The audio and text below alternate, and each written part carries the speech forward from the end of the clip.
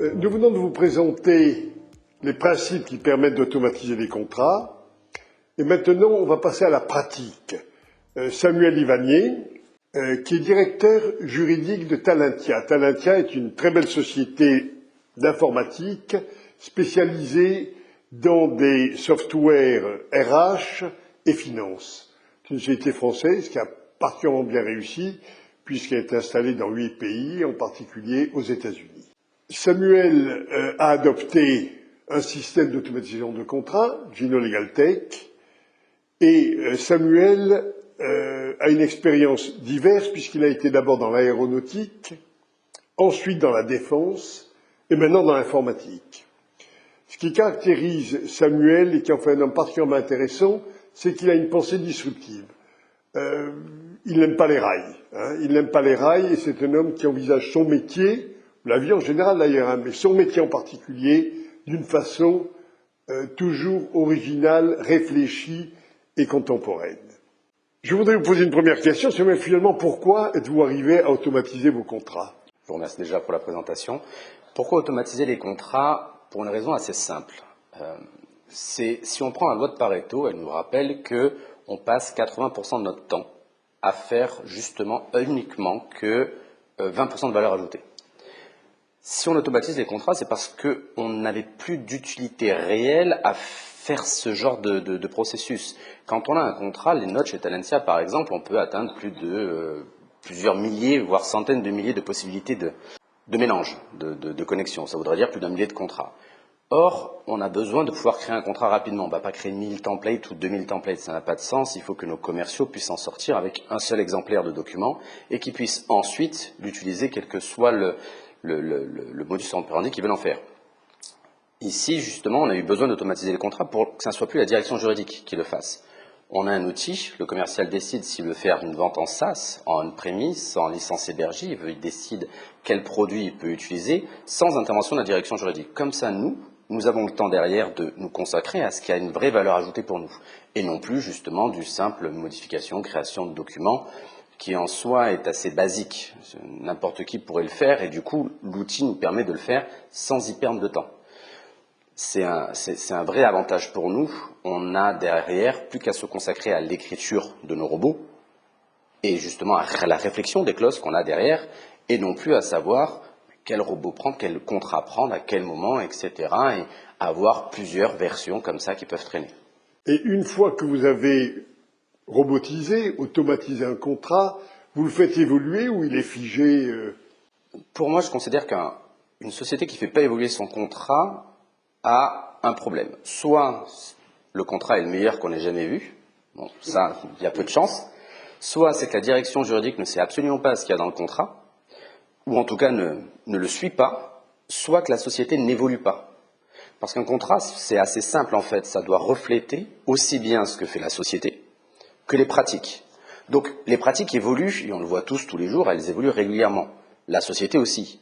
Donc le contrat doit évoluer en même temps, et si on ne l'a pas modifié au moins une fois par an minimum, c'est qu'on n'a pas vraiment suivi les négociations ni l'évolution de sa société. D'où l'avantage de l'automatisation. Je n'ai pas besoin de faire évoluer 1000 contrats, je fais évoluer mon clausier, qui lui va s'appliquer directement. De la même manière, quand vous êtes en négociation, vous apercevez des fois que vous pouvez avoir des clauses qui vont être négociées 20, 30 fois exactement la même clause par des clients, et très souvent de la même manière, parce que on est souvent en face de juristes, on n'est pas plus intelligent que les autres, et on a globalement tous la même vision des choses. Donc quand on essaie d'écrire une clause d'une certaine manière et que tous les autres juristes veulent l'écrire d'une autre manière, c'est peut-être qu'à un moment, il faut qu'on remette en question notre propre pratique. Donc, faire évoluer la clause évite après des tensions, évite de perdre du temps, parce que si on veut tous l'écrire de la même manière, la clause, c'est pas qu'on dégrade notre sécurité, c'est qu'on a une autre manière de voir les choses, une autre manière de l'exprimer, et dans ces cas-là, si on peut gagner du temps juste par ce genre de choses, autant le faire. Ne pas perdre du temps en négociation, ne pas même créer de tensions en négociation inutile par des clauses qui n'ont plus de sens à tel moment. C'est ça. Parce que est-ce que l'évolution des technologies de Talentia, est-ce qu'elle vous amène à vous poser des problèmes juridiques nouveaux? Exactement. Nous avons par exemple 3 types de contractualisation. Du on-premise, de la licence hébergée et maintenant du SaaS. Il a déjà fallu basculer en SaaS. Donc ça a créé des premières problématiques.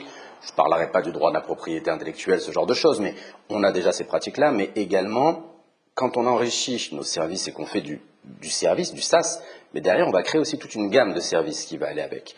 On va créer des services, ce qu'on appelle des business services chez nous, donc des services managériaux, des logiciels pour accompagner nos clients.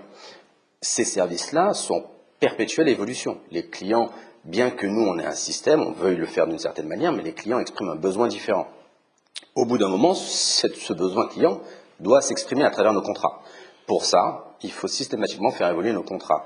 Soit en créant de nouvelles clauses, soit en modifiant celles qui existent déjà, soit en se disant qu'il y a de nouvelles problématiques qui apparaissent. Je vous donne un autre exemple assez simple, le RGPD.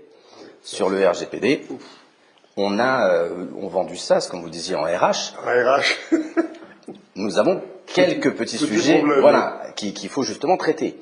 Et pour ça, la CNIL pas que la CNIL, comme vous avez dit, on est dans plusieurs pays. Donc les autorités des différents pays émettent régulièrement des avis, des interprétations. Il faut donc pouvoir adapter nos contrats par rapport à ça. Parce que, effectivement, en 2018, quand les premiers RGPD sont sortis et on avait nos premières interprétations, on a créé nos premiers contrats. On est en 2023, la CNIL a précisé 2-3 petits éléments avec le temps. Il a fallu s'adapter à ça et c'est pas fini. On a les nouvelles discussions entre l'Europe et les États-Unis sur la réglementation. Il va falloir s'adapter à ça aussi. On est aux États-Unis nous-mêmes, donc il faut s'adapter en permanence à ça. Et si on doit changer l'intégralité du contrat et réécrire tous nos contrats par pays, on ne peut pas s'en sortir. Il faut pouvoir l'adapter rapidement. D'accord. Et donc, alors maintenant, l'automatisation vous permet quand même de gagner énormément de temps dans le service juridique. En quoi l'utilisez-vous? Alors, 2 choses. Déjà, l'automatisation, pour revenir dessus, elle a un avantage, c'est que quand je changeais une clause dans mon contrat, le commercial qui était en cours de préparation de son contrat, et à l'époque, on n'utilisait pas Gino. Quand il envoyait son contrat au client, si la direction juridique n'était pas au courant qu'il préparait un contrat, on n'avait pas le temps de le rattraper pour modifier la clause spécifique qu'on voulait changer. Aujourd'hui, avec Gino, l'avantage, c'est que même si le commercial, tant qu'il n'a pas envoyé à son client, est en train de travailler sur le contrat, si je modifie ma clause du template, ça modifiera sa clause à lui aussi, sans qu'il ait rien à faire. Première chose. Donc du coup, moi, ça me détend un petit peu déjà sur cette partie-là. Mais on peut utiliser maintenant notre temps sur le monde d'aujourd'hui, sur l'analytique. Une direction juridique, je pense, les directions juridiques d'aujourd'hui sont à la traîne dans ce domaine-là, contrairement aux autres services. On a énormément de data scientists ou de data analysts en finance, dans les services, etc. On n'en a pas ou peu dans les directions juridiques. Or, c'est ce qui peut nous aider le plus. On ne fait pas de rétech sur nos négociations. On ne fait pas d'analyse en disant, voilà, on a passé 200 négociations, comment elles se sont passées, qu'est-ce qui a péché, qu'est-ce qui peut s'améliorer. On ne fait pas d'analytique non plus sur les périodes. Je vous donne un exemple très simple. Si vous prenez la décision de ne pas mettre de pénalité dans un contrat, mais que vous dites, OK, on voit que les clients en demandent de plus en plus. Très bien, on le voit, mais on le voit comment? On le voit au feeling, on le voit parce que le commercial nous le demande de plus en plus, mais il nous le demande de plus en plus parce qu'il n'a pas envie de le négocier avec le client ou parce que les clients en ont de plus en plus besoin.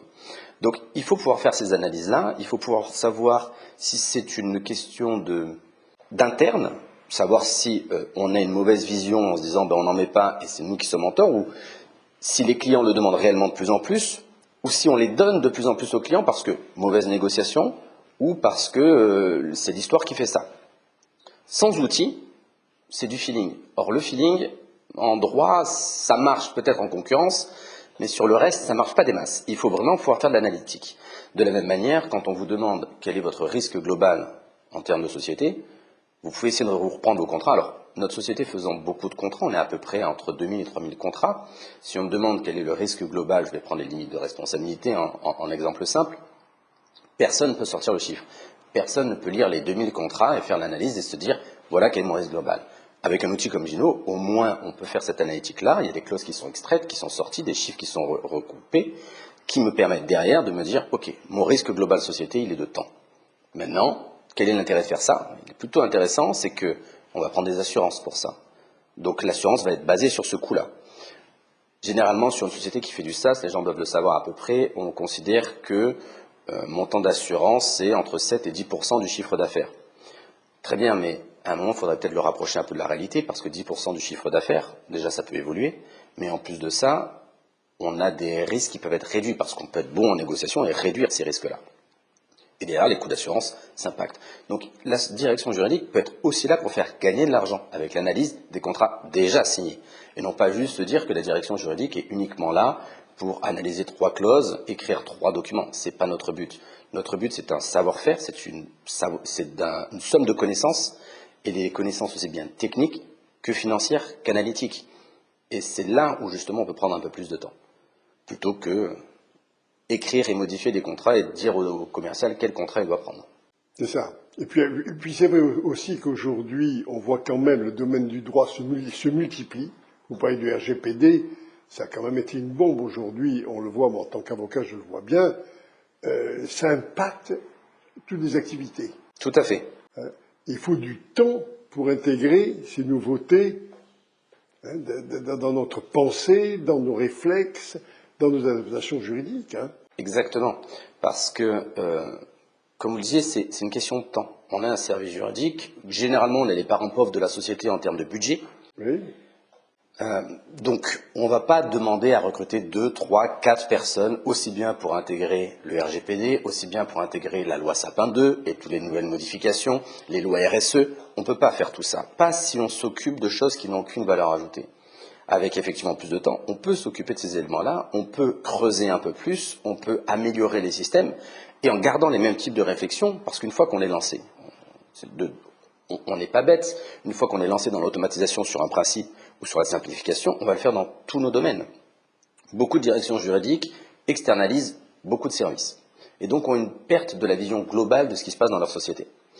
Avec le temps supplémentaire qu'ils peuvent récupérer, ils peuvent réinternaliser certains grands projets, qui leur permet derrière de redonner une visibilité de la direction juridique à l'intégralité de la société, pas juste à la direction commerciale, leur permet également derrière d'impacter en amont ce qui va se passer dans la société, plutôt que d'être des pompiers, ce n'est pas notre but, on doit être des conseillers stratégiques, pas des pompiers.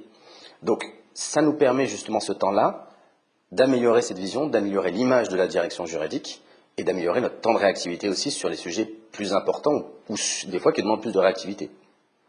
Donc, comme vous le disiez, sur le RGPD, effectivement, il y a eu des changements, mais sur d'autres lois de conformité également. Partout, oui. Et il faut pouvoir s'y adapter et pas juste être en réaction de ça a changé, ah d'accord, mais qu'est-ce qu'on fait? On prend 6 mois et on installe, etc. Là, au moins, avec le temps qu'on a, on peut se dire ça va changer, qu'est-ce qu'on peut faire pour le mettre en place et on peut se préparer. D'accord. Quelle est votre conclusion finalement sur votre expérience pratique, l'expérience pratique d'automatisation? Ça s'est passé, ça a été une expérience pénible, ça a été une expérience avec les équipes, je parle, parce que il suffit pas d'adopter soi-même le système, il faut que les équipes suivent. Comment ça s'est passé? Alors, je vais être totalement honnête, on a eu des écarts de travail. Oui.